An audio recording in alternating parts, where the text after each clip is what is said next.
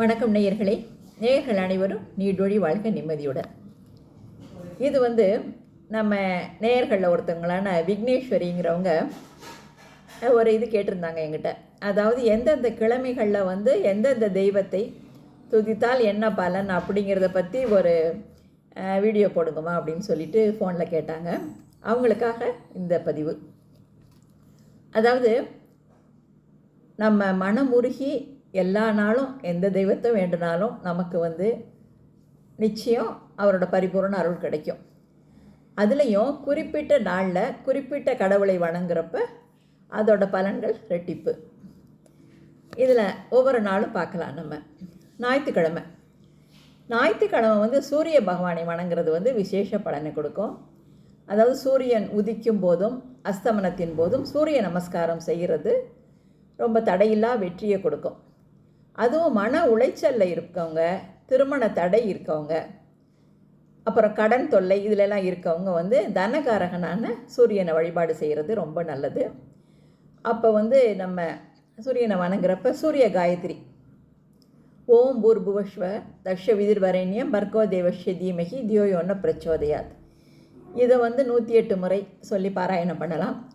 ஆதித்ய ஹிருதயம் பாராயணம் செய்கிறது ரொம்பவே விசேஷம். இது ஞாயிற்றுக்கிழமைக்கு. அப்புறம் திங்கக்கிழமைனாலே நமக்கு நல்லா தெரியும், சோமவாரம் சிவனை வழிபடணும். சிவாலயங்களில் வில்வம் வாங்கி கொடுத்து வில்வார்ச்சனை செய்கிறது ரொம்ப நல்லது. சிவனை வணங்குறதுனால நம்ம மன ஆரோக்கியம் நல்ல மேம்படும், ஒரு மன அமைதி கிடைக்கும். அப்புறம் ஓம் நம சிவாய மந்திரம் 108 முறை நம்ம சாண்டிங் பண்ணலாம்.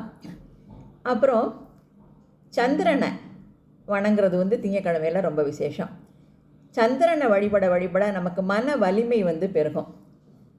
அதாவது திங்கக்கிழமை அன்னைக்கு சந்திர தரிசனம் செஞ்சு வழிபடுறப்ப நமக்கு முகம் நல்ல பிரகாசம் படையும், நல்ல தெளிவான சிந்தனை. எப்போவுமே ஒரு செயல் செய்கிறப்ப நமக்கு சிந்தனை தெளிவாக இருந்தால் தான் அந்த காரியம் நல்லபடியாக நடக்கும்.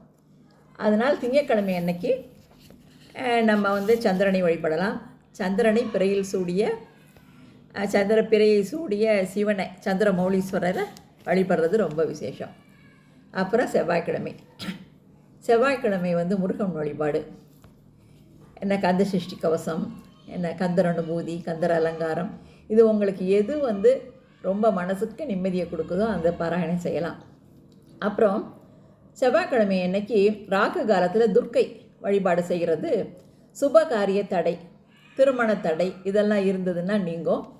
அதனால் செவ்வாய்க்கிழமை அன்னைக்கு ராகு காலத்தில் எலுமிச்சை தீபம் துர்க்கைக்கு போட்டுட்டு வர ஒரு 9 வாரங்கள்லேயே ஒரு நல்ல பலன் கிடைக்கும்.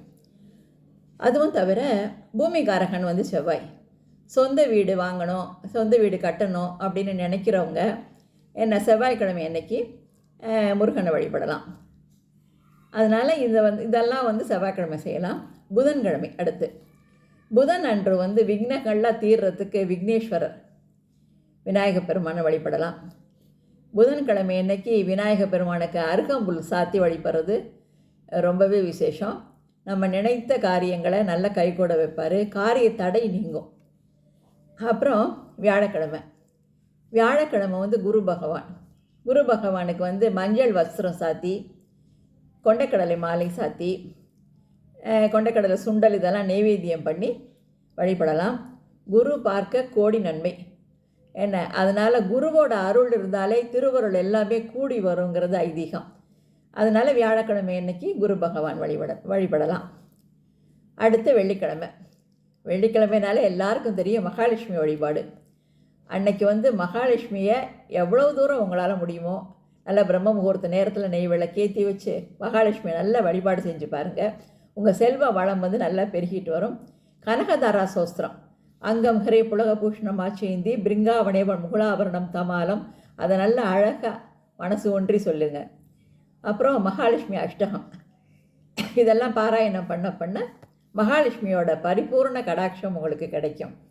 அடுத்து சனிக்கிழமை பெருமாளுக்கு விரதம் இருந்து வழிபாடு செய்கிறது நாராயணனோட அருள் உங்களுக்கு முழுக்க நல்லா கிடைக்கும்.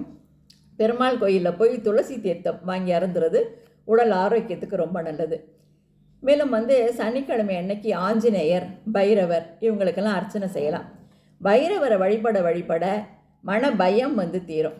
அப்புறம் வந்து ஒரு காரியத்தில் நம்ம வெற்றி அடையணும்னு ஆஞ்சநேயருக்கு வெற்றிலை மாலை, வெற்றிலை வெற்றியை தரும். அதனால் ஆஞ்சநேயருக்கு வந்து வெற்றி மாலை சாத்தலாம்.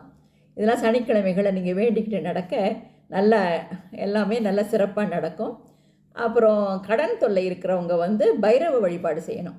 பைரவருக்கு வந்து சனிக்கிழமை அன்னைக்கு அர்ச்சனை செஞ்சுட்டு வர கொஞ்சம் கொஞ்சமாக இதிலேருந்து விடுபடலாம். நீங்கள் இந்த மாதிரி அந்தந்த கிழமைகளில் வந்து இந்த மாதிரி வழிபாடு செஞ்சு நம்ம வழிபடலாம்.